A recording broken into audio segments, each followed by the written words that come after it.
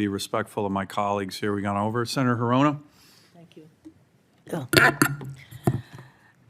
We are at war with Iran, and Secretary Hicks said just today, we are just getting started.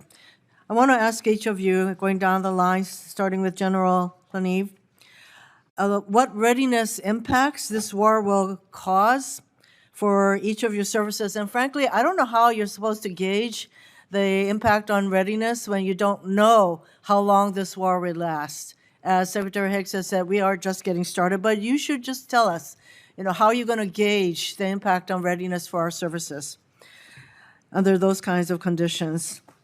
So I'd like to get your responses in terms of extended ship deployment, planes flying, additional hours in hostile territory, and the rapid expenditure of precision-guided munitions, which were already in short supply. And before we go down the line, I'd like to ask each of you, by the end of today, if you each can send me via classified email a snapshot of your current munitions inventory, projected burn rates, and any magazine shifting you're doing to meet the demands of U.S. Central Command.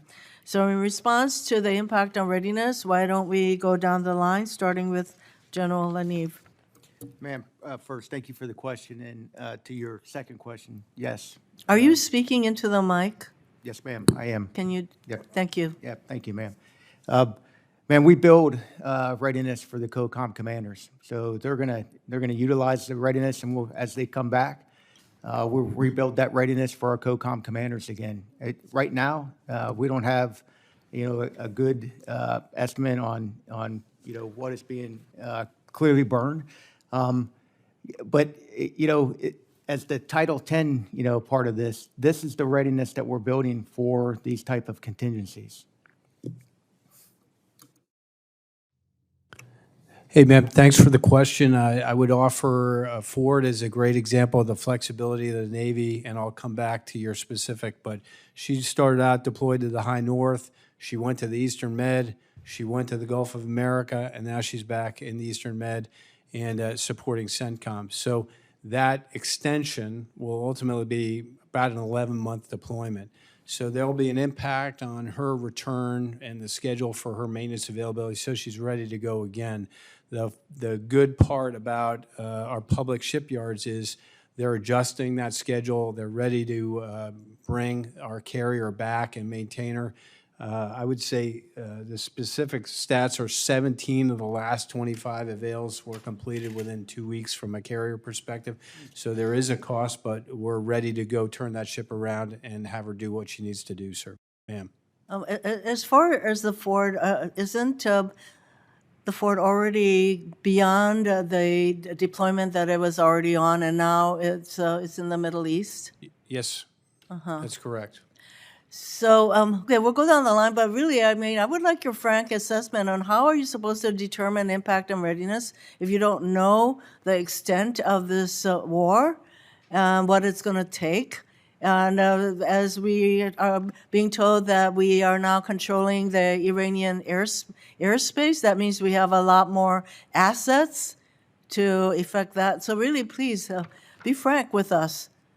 If you can't gauge the impact on readiness at this moment because you're not told how long this is going to, you should just tell us, please. All right, member, Okay, thanks. go ahead. Much like General Laniv said, under our Title 10 responsibilities, we do man, organize, train, equip, and certify any Marine formation forward to any combatant commander worldwide, and that remains the case both in Central Command and the other combatant commands. Ranking Member Hirono, just like my peers, it's a little too early to tell exactly what kind of impact it's going to have just based on where we are in the conflict. But we'll absolutely commit to working with your team to provide details on munitions inventories as we go forward. Ma'am, we do have Guardian supporting both in garrison and forward deployed, Space Forces Central working for CENTCOM. We'll get the readiness reporting here as they come in through the squadron reports and can update you on that as it comes in. Senator, real quickly, Go ahead. from the GAO perspective, obviously we don't have an immediate oversight of what's happening in terms of the conflict, but we know from some of our prior work that every additional flying hour or steaming hour creates additional demands on the sustainment and maintenance enterprise down the road. So Admiral Kilby is on point with that. We also have an ongoing review looking at the munitions inventory and how that compares with requirements.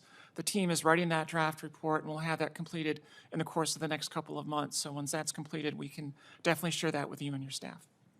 What I'm hearing from you is that it's a little too early to determine what the impact on readiness will be, which says to me that there may be another time when this subcommittee needs to have a hearing to get us updated. But can I also have your commitment that you will provide the information that I'm requesting regarding the via classified email?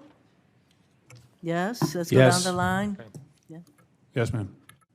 Yes, ma'am. Thank you. We're Great, going thank- into second round. Yeah.